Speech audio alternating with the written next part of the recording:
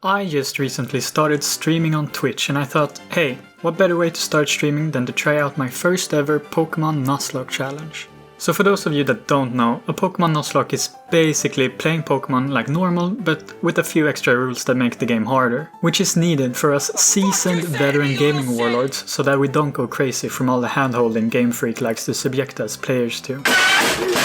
The rules are as follows. Number 1. You may only catch the first Pokemon encountered in every area of the game. Number 2.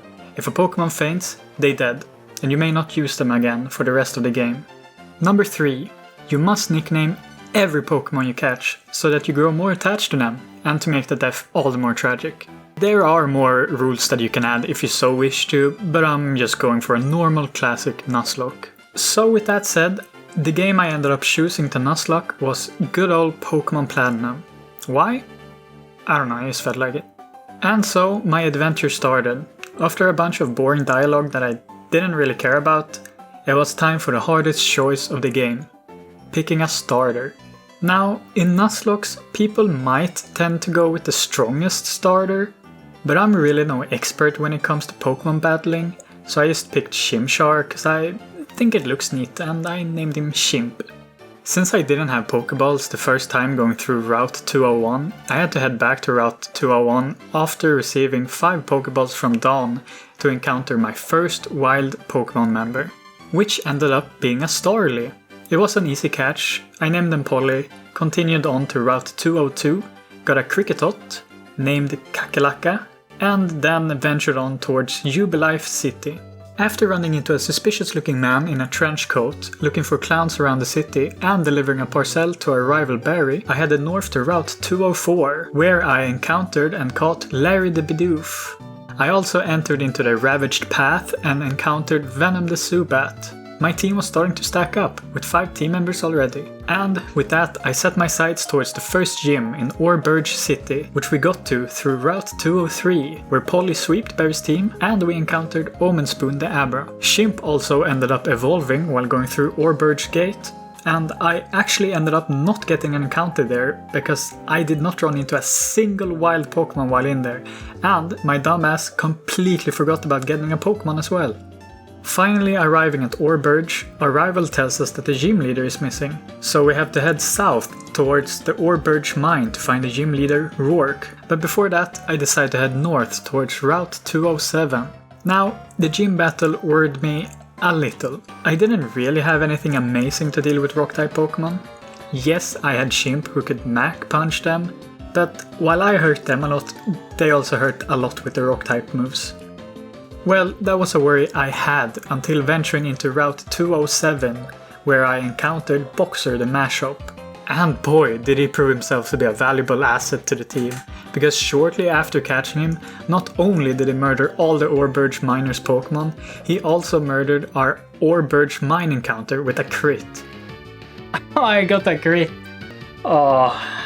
And after finding and speaking to Rourke, Boxer went on to absolutely sweep through the gym, so I guess his murderous nature ended up favoring us. With that, we had acquired our first badge, and honestly, things were looking pretty solid.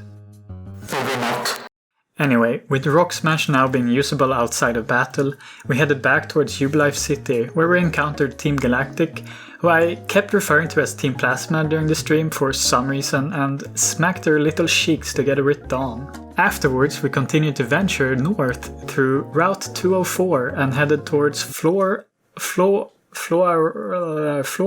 Town. yeah, that, and oh hey, Polyevolved. We catch Slagina the Shellos and we encounter Team Galactic again, but this time we're up against a Team Galactic commander named Mars. We ended up beating her, but only after I took a really greedy gamble because I didn't want to use a potion. We then caught Birdkiller the Breezel, and well, the name we gave him was well deserved. He crit Polly twice and ended up killing them mercilessly. And with that, we had experienced our first death. The first Pokemon we caught by ourselves had their life ended prematurely and left us with an empty slot in our team. But we replaced them with Venom and continued to Eterna Forest. Well, there we caught Spartan the Budju just barely after stupid Cheryl almost killed it. Stupid Cheryl. Venom, our newly added team member, was definitely the Eterna Forest MVP because he plucked the eyes off of every single Pokemon inside that forest with swift ease. Well, that was until this happened. Couldn't tell. What? Oh no! Oh. Yes, this one was on me, but look, that stupid Psyduck had not used Confusion the whole battle, so I ended up thinking that maybe it didn't have any Psychic type moves. And then he went and did that. He pulled a little sneak on us and exploded the Venom's brain with the force of unseen powers. Tragic. I ended up grinding a bit off stream afterwards. Oh, and Omen Spoon evolved. And then the next day we took on the Eterna City Gym, and well, it was a walk in the park, because I had accidentally over-leveled Chimp slightly, so we ended up just setting the whole gym ablaze. Now as an adult, I can admit my shortcomings. I am not the brightest star, nor the most intelligent, and it was here in this moment of the playthrough that I started to become a bit too overconfident in my own as well as my Pokemon's ability to deal with the coming obstacles. After the battle with Gardenia, I ran straight headfirst into the Team Galactic hideout and just battled everything. It went alright until I encountered a certain scientist and his Kadabra. Now, look at my team. And then look at this Kadabra and his Psychic type. I think you see where this is going. This piece of shit killed Chimp. Yes, it was my fault, but like I said, I am not the smartest. I thought that maybe Chimp was high enough level to be able to tank a Confusion from Kadabra, even though he had buffed up with an X special. I don't know why. Me and my team's morale was at an all-time low now. We were too distraught at the loss of Chimp, and we ended up just battling Jupiter and their Skuntank, for we had lost all hope. This was also totally not because the emulator's fast forwarding was lagging like hell, which made it so that I had to grind at a normal pace versus a bunch of level 12 Pokemon, and I was too impatient to do that. Somehow we actually managed to beat Jupiter, however her Skuntank took Omen Spoon, Slagina and Larry down with her. And it was at this point that I decided to label this Nuzlocke attempt as a failure.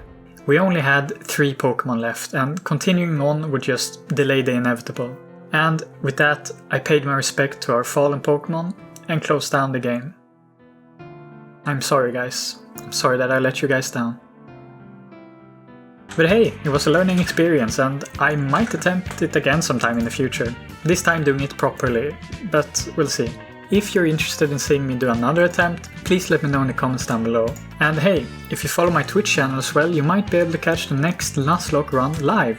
I hope you enjoyed the video, and if you made it this far into the video, then I just want to say thank you. And if you want to see more content, then please like and subscribe. It would mean a lot. So yeah, see you guys around.